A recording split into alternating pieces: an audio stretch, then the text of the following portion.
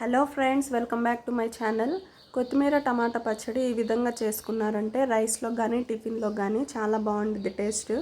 ముందుగా ప్యాన్ పెట్టుకొని కొద్దిగా ఆయిల్ వేసుకొని 2 టేబుల్ స్పూన్ల పల్లీలు వేసుకోండి.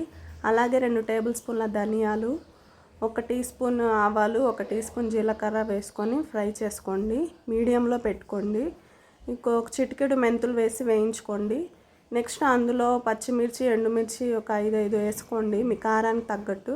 మీరు ఎక్కువ కారం తింటారంటే కొద్దిగా ఎక్కువ యాడ్ చేసుకోండి. దాన్నంతా వేయించుకోండి. నెక్స్ట్ నేను ఇవి వేయడం మర్చిపోయాను, అందుకే సపరేట్గా వేస్తున్నాను. నువ్వులు, పచ్చనిపప్పు, మినప్పప్పు ఆ 3 వేసుకోండి. ఇంక అన్నీ కలిపి మిక్సీ జార్లో మెత్తగా పౌడర్ చేసుకోండి. నెక్స్ట్ అదే బాండీలో కొద్దిగా ఆయిల్ వేసుకొని ఒక 4-5 పెద్ద టమాటాలు వేసుకోండి. అందులోనే కొద్దిగా చింతపండు వేసుకొని ఇలా మూత పెట్టి మగ్గించుకోండి. నెక్స్ట్ అందులో ఒక 5-6 చిన్నులపాయలు పొట్టు ఒలిసేసి వేసుకోండి. అలా వేసుకుంటే మెత్తగా అయ్యి బాగుండిద్ది మిక్సీలో వేసినప్పుడు.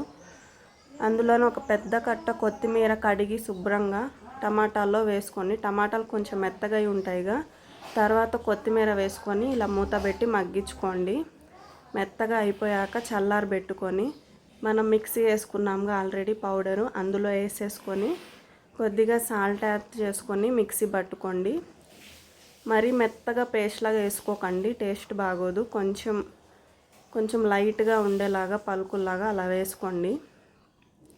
నెక్స్ట్ తాలింపు వేసుకోవడానికి చిన్న బాండీలో కొద్దిగా ఆయిల్ వేసుకొని మొత్తం తాలింపు దినుపులు వేసుకోండి. అంతే, ఎంతో టేస్ట్గా ఉండే కొత్తిమీర పచ్చడి రెడీ.